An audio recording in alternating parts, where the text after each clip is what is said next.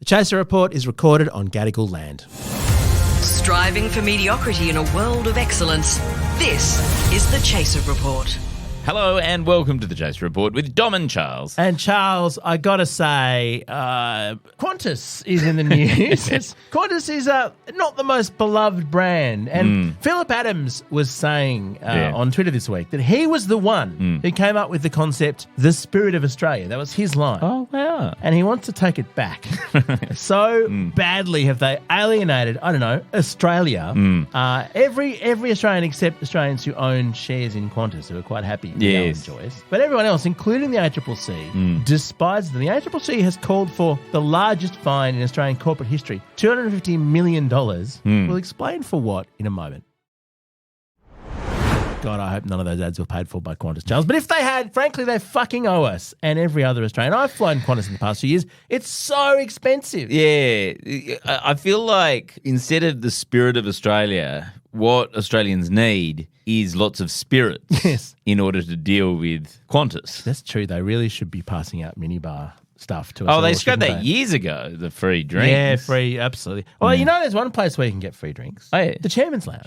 In the Chairman's Lounge. Well, which didn't they give the Chairman's Lounge membership to Anthony Albanese, his son Nathan, the other day? Yes, because he's a very respected senior CEO. business that's son. right. 23-year-old CEO. But I don't like Charles. I think Polly's families are not fair game. I don't think we should mention his name or what he did unless he gets free Chairman's Lounge membership. Exactly. Which, if our jealousy isn't clear at this point, it probably should be. You know that my sister had Chairman's Lounge for a while. Did she? Yeah, because she was a minister. She was the Minister for Education. Oh, and as soon as someone becomes a significant politician, Qantas buys them off. Yeah, they buy them off, and it works, right? Like, in the Chairman's Lounge, there's someone apparently who can grill steak anytime you want. Oh, but really? You know what? But the funny thing is that when she became not a minister, they wrote to her and told her she was dropped. You're of no use to us anymore. No, they're brutal.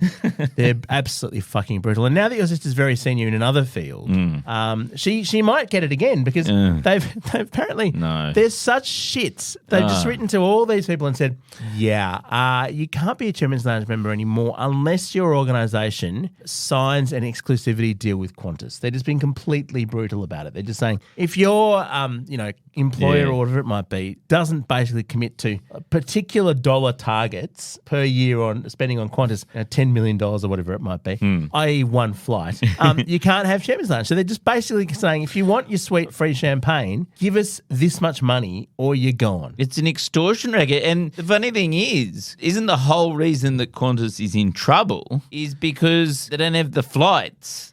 Explain this to me. Like, they've been selling flights that don't exist or something. There are quite a few things Qantas has been doing. The ACCC is quite interested in. And bearing in mind that there is not genuine competition in the Australian airline industry, right? There's two players. Plus, what's the new one called? Bonza or something? Which Bonza. I'm a member of the Bonza Chairman's Lounge. Yeah. Which is a tin shed. You get free Doritos. Free Doritos. Yeah. And a Bacardi Breezer, probably. That still exists? I don't even know. So anyway, basically, to read the news article here, the ACCC reckons that Qantas disrupted the travel plans, they say, of hundreds of thousands of people between May and July of last year. They advertised sales on 8,000 flights. So I was thinking it was 8,000 seats. No, 8,000 flights. They advertised sales on them. Now, sometimes when I click on a Qantas sale, I expect there to be no seats available. That's just standard. Yeah. Click on a sale. In general, I have occasionally, got a sale fare, but very rarely. Usually it's completely unavailable. But in this case, the flights had already been cancelled. 2 weeks earlier, Qantas had cancelled the flights, which is their favourite thing to do. Wait a minute. And they sold, advertised flights after they were cancelled already. Look, Dom, I know this sounds like unusual behaviour for an airline, right? But when you've been in the airline industry as long as me, right, it's just standard practice to sell tickets to flights that don't exist anymore. Really? Yes. 'Cause Oh, yes. I thought the standard practice was, as you No. and I found last time you and I caught a plane together. Yeah, that's true. Yeah, that you turn up, you turn up to the airport and then they cancel it. yeah, and they tell you, oh, well, the next flight is tomorrow. Oh yeah. Good luck. I missed my daughter fucking trick or treating last year for Yes. operational reasons. Oh, yeah. And Charles, had you not been, someone with quite a lot of points on Virgin for your tour, I'd still be in Melbourne. No, Or Adelaide. We're in Adelaide. Yeah, we had to come home via I know. Melbourne. That's Imagine right. being stuck in Adelaide. Yeah, it was. And this is the whole thing in the EU. If that happens, they've got to give you a hotel. They've got to give you all this money. Yeah. Not in Australia. So that's one thing they did. In Australia, not only do they not give you a hotel, they give you Adelaide. They give you Adelaide. They said, why don't you go and spend some time in Adelaide? I was like, is that a threat? And if they let you into the lounge, in the unlikely event they let you into the lounge Hmm. just to make you feel better because you're so cross, you got to sit next to Nathan fucking Albanese. What are you doing here, buddy? I'm sure he's lovely, but he shouldn't be in the chairman's lounge. Anyway, Do you think in the Qantas Chairman's Lounge, actually, the chef can cook you a fresh packet of Doritos? probably. So that's one thing they did. The other thing that they did, now this is Qantas doing a good thing, but only under intense pressure. You know all those flight refunds they gave for people who's... Oh, yeah, my wife had tons of those. So and if you booked a they've flight, just gone. Yeah, if you booked a flight, right? This is what happened. Booked a flight, then got cancelled due to COVID. Yeah. They gave you a credit. Yes, which was then that was irredeemable. So they gave you a credit, which to use, they would have had to have availability, which they didn't. No. B, well, they didn't even have the flights. so they didn't have the flights. They just cancelled them. pretended to have the flights. But also the flights cost 2 or 3 times as much. I'm not even Yes. exaggerating. They were far more expensive. So the credit I was see. far more expensive. So it was a classic bait and switch, which is you bait them with flights that actually exist. Yes. And then switch it into vastly more expensive flights that don't even exist. Why you still want to fly? That'll cost you 3 times as much. I want but to get Alan Joyce to work for the Chaser we shop. should. Can you actually send them a Yeah, letter? Because he won a job in a few months. No, exactly. Possibly sooner, it turns out. Anyway, so what they did was, it's not Qantas's fault there was a pandemic, although it wouldn't surprise me. I think Sherry Markson will reveal that Qantas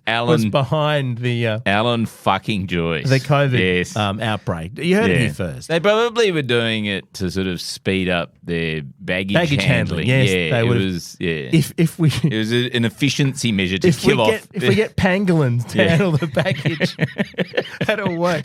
So okay. Oh no! Wouldn't it be so we don't have to pay them redundancy? Like if we wipe out half the baggage crew. That's what it will have been. Yes, and they will have just taken some sort of side deal to transport uncovered animal cages from PRC. Yeah. Anyway, okay. So I wonder whether one more thing to mention on the flights. Can you get pangolin in the chairman's lounge? You can get a pangolin freshly made pangolin. I tell you what, if an member of the Albanese family wants it, they'll go at the back and kill one for sure. Yeah. Actually, if Nathan's listening, can you let us know whether you can order pangolin? And can you get us in?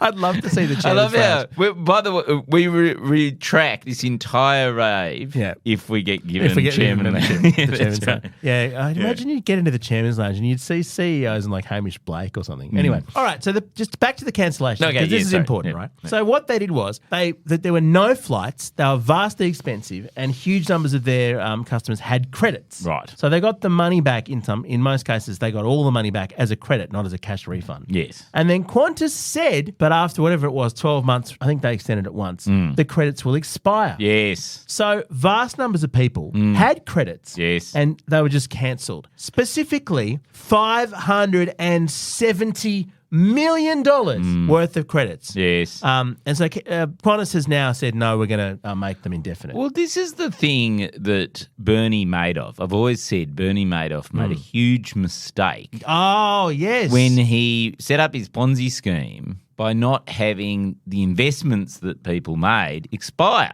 Yeah. What he should have just done is said, oh, yeah, you give me like $1 million and in 2 years' time it'll expire and you just don't have any money there. Yeah. Yeah. I mean, See, that would have been a better scam. Like it would have been a more sustainable scam than the way he did it, where he accumulated all these, I'll owe you everything. Whereas Qantas is smart. They learnt from Bernie Madoff and they did a scam. Cancel the credits. Where they went no, sorry, it expired, right? There's some amazing examples And now here. the ACCC, those wishy-washy woke economists at the ACCC. So what they're saying? They're saying a credit's a credit. Stop them from learning. They're against education. I mean, the ACCC are so boring. Yes. They say that a credit is where a company owes you money because you spent money and they didn't give you the service. Yes. And they can't just cancel that unilaterally, which, Charles, we were the first. We were long before Qantas. Yes. We decided to stop doing our newspaper. Yes. And a lot of people had paid us because our newspaper was kind of a pyramid scheme. I think the statute of limitations has expired on that now.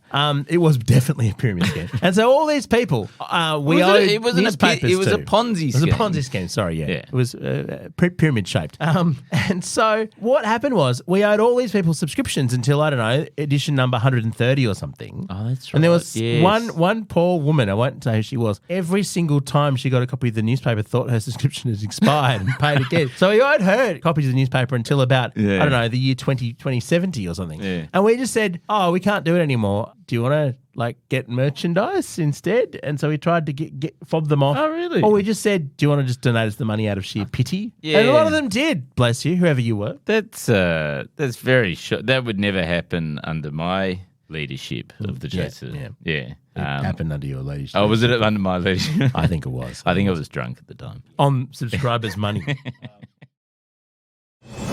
The Chaser Report. News a few days after it happens.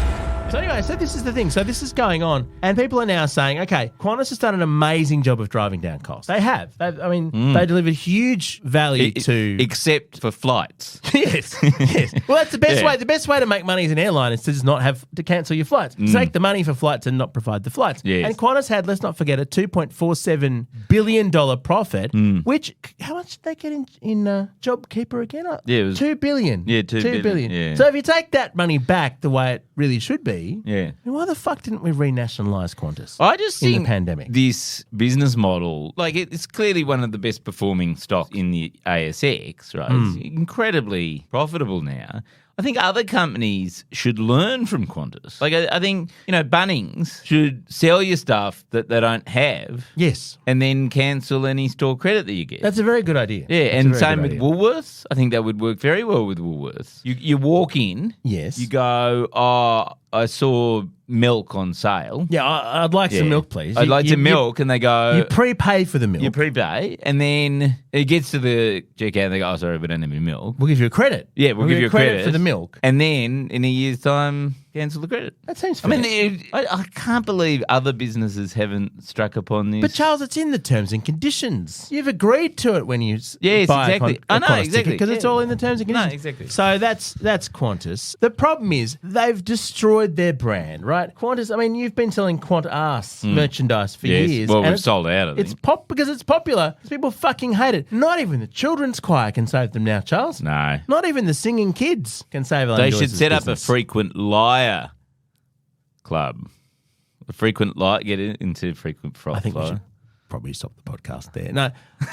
So he's now waltzing off. Yeah. There's a new CEO. It's a very, very slow transition. Woman. I bet you it's a woman. I bet you $1 billion it's a woman. Yeah, because that's the glass. What's it called? The glass cliff. The glass cliff. Yeah. When you've fucked up this badly, you then just have to get a woman in. Yes. Yeah. Look, it's a 6-month transition to the new CEO, whose name is Vanessa Hudson, who's the current CFO. So at least the new CEO is partly responsible. Yes. You can't tell me the CFO isn't involved in the let's cancel the credits thing. Well, I think the good thing about this new woman is, as the CFO, her job was to be, nickel and dime everyone and just be across money above everything else. Yeah. Whereas Alan Joyce was just all about the pangolin in the chairman's lounge, wasn't he? You know what I'd like to see? Because Alan Joyce has earned enormous bonuses for himself. The problem is that they aligned his bonuses to profits rather than not making everybody in Australia hate you and completely destroying your airline's brand. If they'd factored that in. But it's the perfect grift, because by giving all the politicians chairman's lounge thing, they can then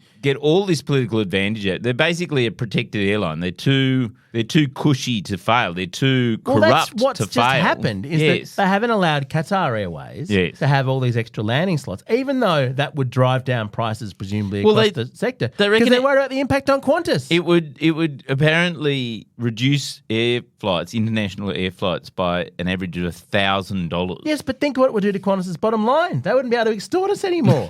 They'd have to start selling actual tickets. They'd have to have more flights. They'd have to have to serve customers. So what I'd like to happen... It's un-Australian. What I think should happen is that when Alan Joyce comes to get his bonus, they should say, Alan, I'm terribly sorry. I'm terribly sorry. We've cancelled the bonus. But here is a credit. Here is a credit for the several $1 million. Oh, shit, it's expired. Sorry, mate. Sorry. Fuck off. Our gear is from Road. We are part of the Iconoclast Network. And I hereby promise that we will delete this episode from the feed and never speak of it again in return for 2 memberships to the Chairman's Lounge. Yep. I hear they've got pangolin